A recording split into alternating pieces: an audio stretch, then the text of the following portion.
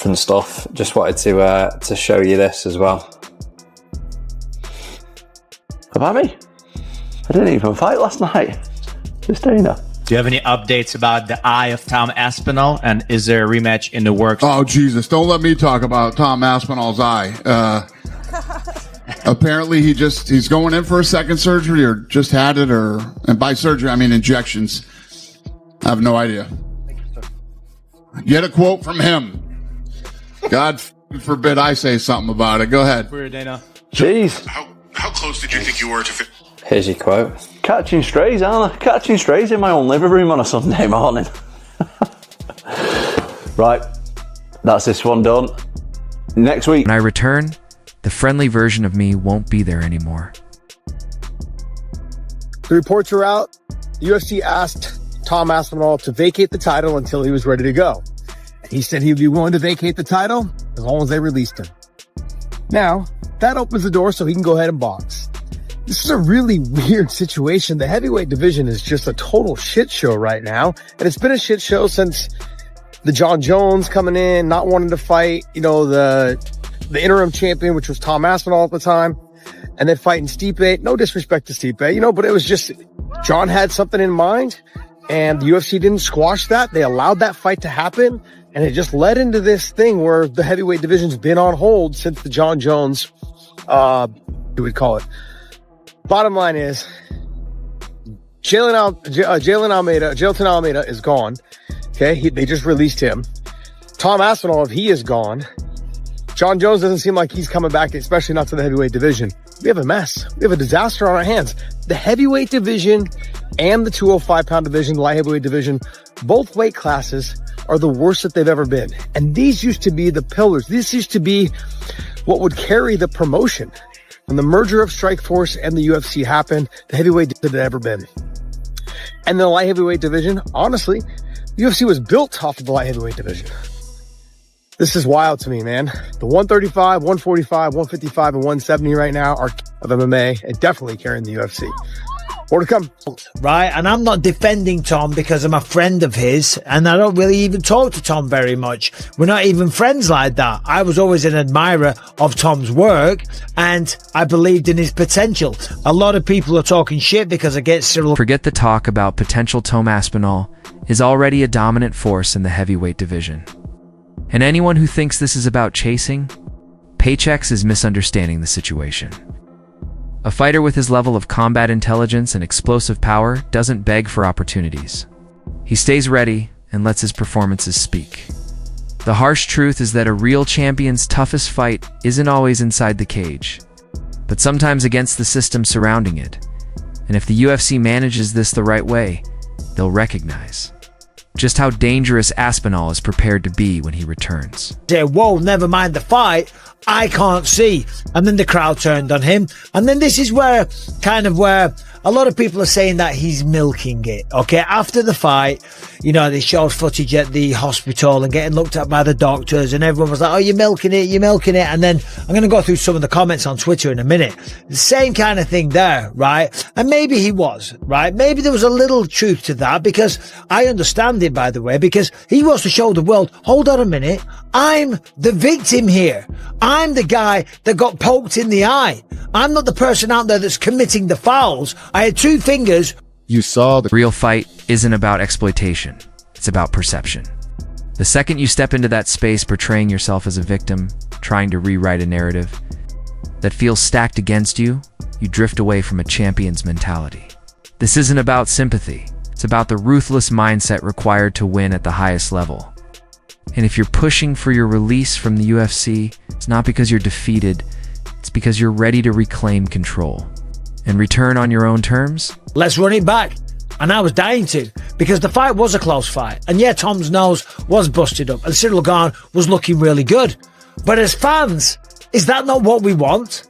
Do we not want to see exciting fights? Do we not want to see back and forth competitive? You watched him take damage, get thrown around, and still embrace every second of that intense back and forth, didn't you? That raw, undeniable spectacle is what shows who truly belongs in a ruthless arena like this. But while the crowd celebrates, a champion such as Tom Aspinall is calculating the price. He isn't focused only on the cheers in the moment. Real fight IQ goes beyond stealing rounds. It means understanding the long-term toll of every cut, every concussion, every war. When a top contender chooses to step back, it isn't automatically a sign of weakness. An indication of a fighter who recognizes his value and understands when the payoff no longer justifies the ultimate risk. He's thinking beyond the next broken nose, and maybe it's time the audience does the same. Legendary matchups as fans. We want to see good matchmaking. We want to see two guys that are the best in the world going toe to toe and pushing each other to the limit. And that's what we saw, right? Fans crave those unforgettable battles where fighters push themselves to the absolute limit. But that edge often leads straight to a hospital bed. What drives a true competitor isn't just the chaos of a war. It's the desire for a meaningful challenge, the kind that allows him to rise beyond expectations rather than be confined by circumstance. Greatness is forged through opportunity, not restriction. That's why freedom matters. Understand this. Sometimes the toughest opponent isn't the man standing across the cage. It's the boundaries built around it. A lot of the public fan base has had to say, now granted, this is on Twitter, right? And we know Twitter is a bit of a cesspool of negativity and toxicity, right? I'm sure if we looked at the Instagram comments, it'd be a little more positive. But look at these guys. First of all, Grok, is this real? Come on, man.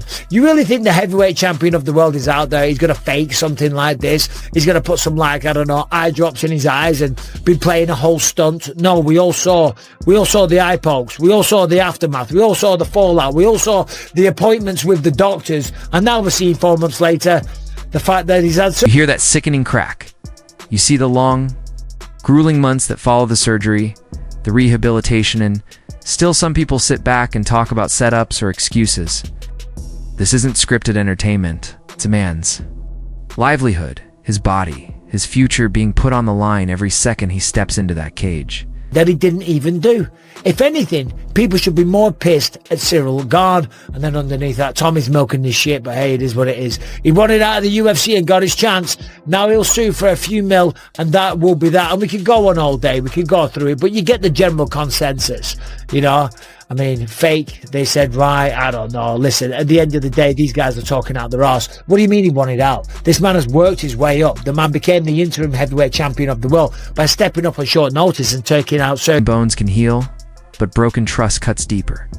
When you dedicate your entire future to a sport and people dismiss that sacrifice as fake or calculated, it creates a different kind of damage. That kind of doubt strikes at your identity and forces you to question everything's your purpose, your loyalty, your courage. And when the pressure keeps building, when the fight continues outside the cage, that's when someone like Tom truly understands the cost it takes on you. Of his opponents. And yeah, you know, he had a couple of things that week with the DC and saying he was going to boxing and all that type of stuff. But at the end of the day, the fight was looking like a really, really good one. Now, I was excited for the rematch, and there's still been no talk of a rematch. Because of course there hasn't. How can you have a rematch when one half of the matchup is still going through medical clearance, still trying to get his vision back? And in fact, if we read out the actual statement from the doctor, this was an Instagram post and this is what was written, but it was like written in third person. I think Tom shared it or something like that. It says, after his highly publicized... There's chatter suggesting Tom Aspinall wants out of the UFC, but that interpretation misses the mark.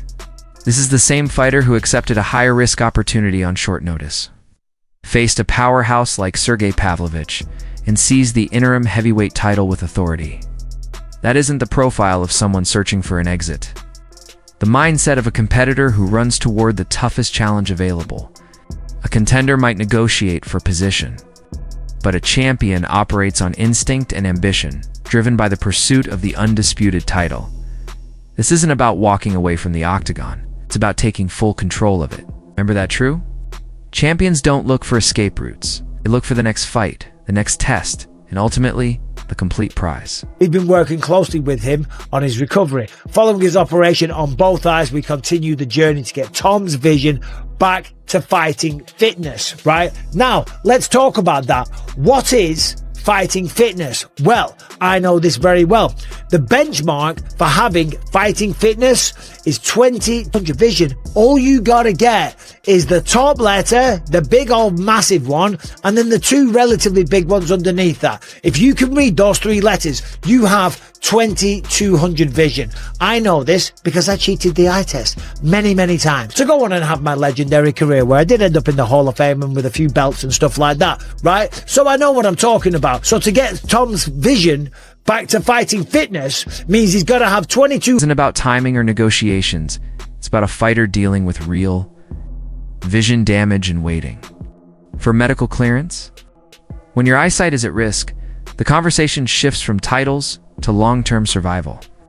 Every competitor has a limit, and wanting control over your future isn't weakness. It's understanding the true cost of the sport. To me, that the operation has been a success.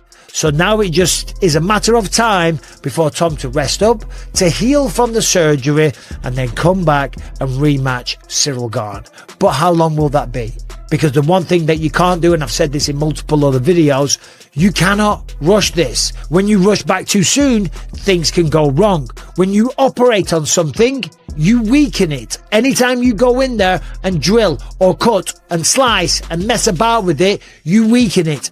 So you have to allow it a lot of time to restore, to heal all the negative comments on Twitter and Instagram and all these dickheads online, because they don't know what they're talking about at the end of the day. You'll be back at some point. I look forward to it. I look forward to the rematch with Cyril Gane.